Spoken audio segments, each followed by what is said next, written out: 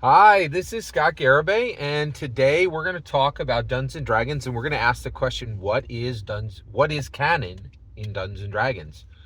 We're going to ask this question because we are reaching a point where I think the answer is changing right now. And it is because of Dungeons and Dragons Beyond. So first of all, unquestionably, Dungeons and Dragons canon exists on D&D Beyond.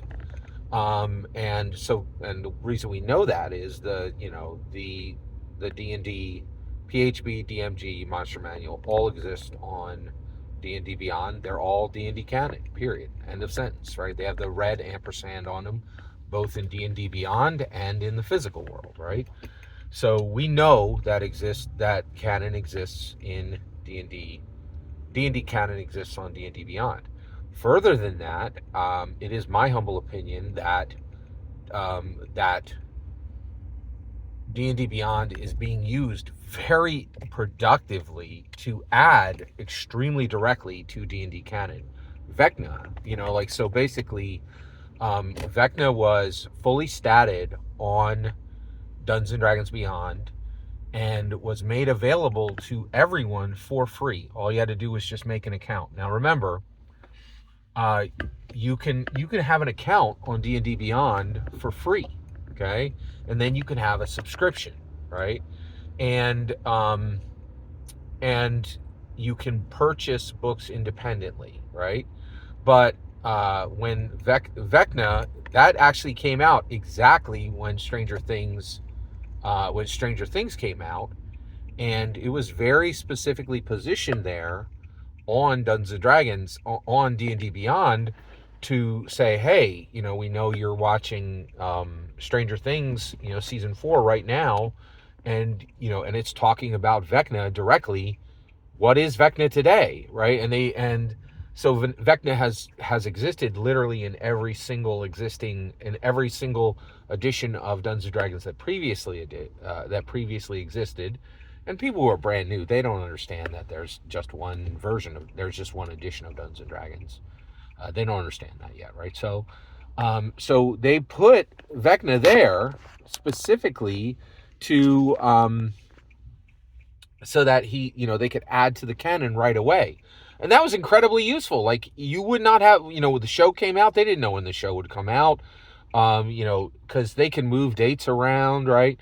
And the ability to create canon, D&D canon, digitally, quickly, and authoritatively was pretty huge. Like, it's a really big deal, right?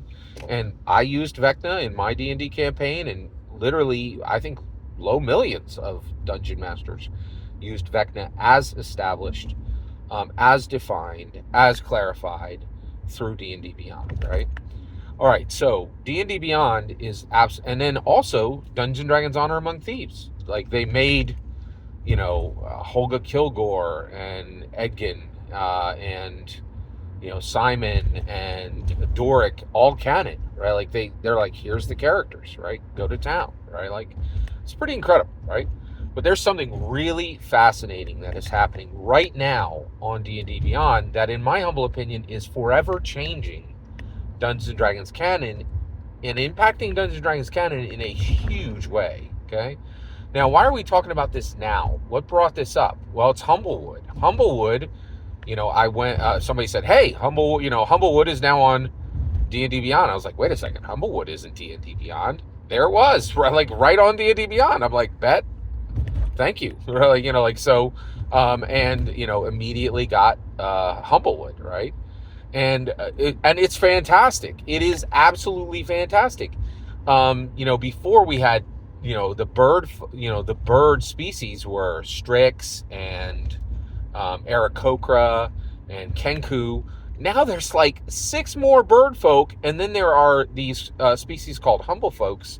We now have a D&D, in my humble opinion, canon deer species, hedgehog species, fox species. There's more. Trash panda species. There's a bunch. It's incredible, right? And Humblewood, by the way, if you haven't got it, 5 out of 5 stars. It's absolutely fantastic, and it is a blessing to Dungeons and Dragons.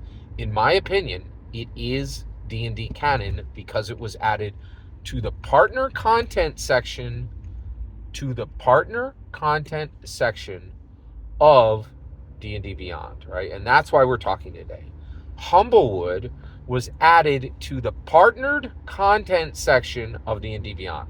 All right, so let's talk. So one, I appreciate your patience. Like, this is deep cut, right? This is the most deep cut discussion of D&D Canon you're going to find anywhere. And the reason why is it's D&D now, right? Like, we're not talking about, Beckney from like 1984, 1978 to 1984. We're talking now, right? Like this is, and the ramifications are pretty huge. All right, so let's talk about sources of D&D canon right now.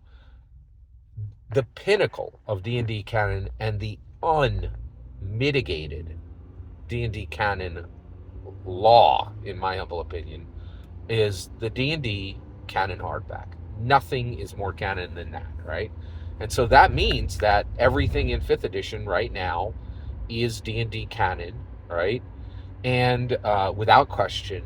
And that includes Ravnica, Theros, and Strixhaven. Period, end of sentence. That also includes, okay, in my humble opinion, Explorer's Guide to Wildemount and Call to the Netherdeep, okay? They are D&D canon hardbacks, physical books that were sold and shipped with a D&D label on them and were put in the D&D section the minute, and nowhere else, the minute they were published and the minute they were distributed, okay? Now, right now, this is where it gets weird. This is where it gets very weird.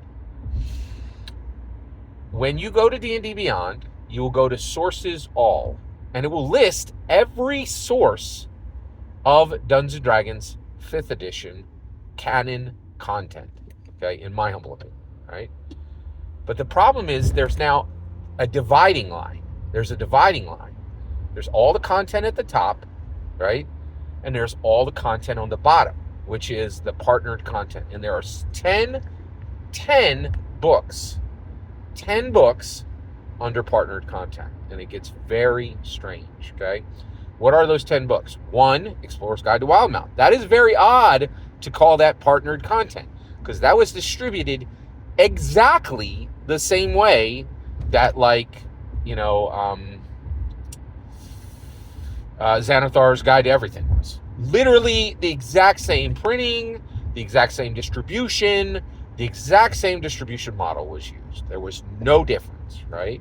The only difference was that Matthew Mercer wrote it, which was actually a selling point, right? Like, it's pretty incredible. Everybody's really excited, right? Now, why they move those books under partner content is very odd, okay? And you're like, well, it was, with somebody else. Well, get this. Adventure of the Tetrala Hydra, which is Stranger Things content, is not under partnered content. It's above, right? With Xanathar's Guide to Everything, Tasha's Cauldron of Everything, right? Glory of the Giants, pure canon, right? And get this, all of the MTG books, Ravnica, Theros, Strixhaven, all of those are above the line. They're not considered partner content. That's pretty wild, right? Now, it gets even weirder, right? So you have Mercer's Red Ampersand D&D canon hardbacks listed as partnered content, okay? Now, it is my humble opinion that those books being included under partnered content means they're pure canon, okay? Because without a doubt, Explorer's Guide to Wildemount and Call to the Netherdeep are 100% Dungeons & Dragons canon. There's absolutely nothing that would distinguish them from being D&D canon. Nothing, right? And I invite correction. You tell me one single thing that those books have that was different than literally Xanathar's. They check every single box, right? All right. So I think everything under partnered content is D&D canon. Now, why is that strange? Well, listen to this. Tal'Dorei Reborn is under partner content, but get this, it does not have the red ampersand.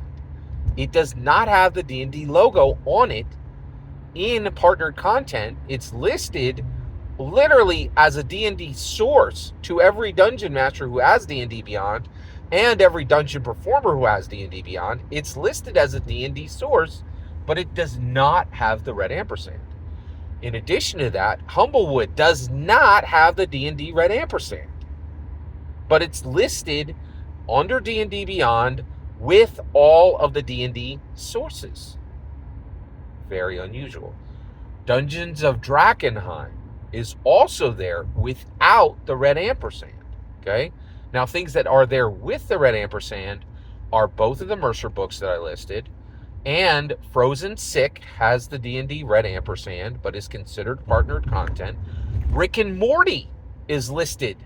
It has the red ampersand, the D&D red ampersand logo, but is listed under partnered content. Right? There's actually 10 books down there. Right? 3 of them are Critical Role. 1 of them is Rick and Morty. 1 of them is Frozen Sick. 1 of them is Dungeons of Drakkenheim. 1 of them is Humblewood. 1 of them is Layers of Atheris by Green Hollow, right? And there's 1 more under there too. 1 more.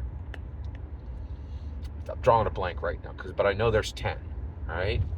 But this is really interesting, right?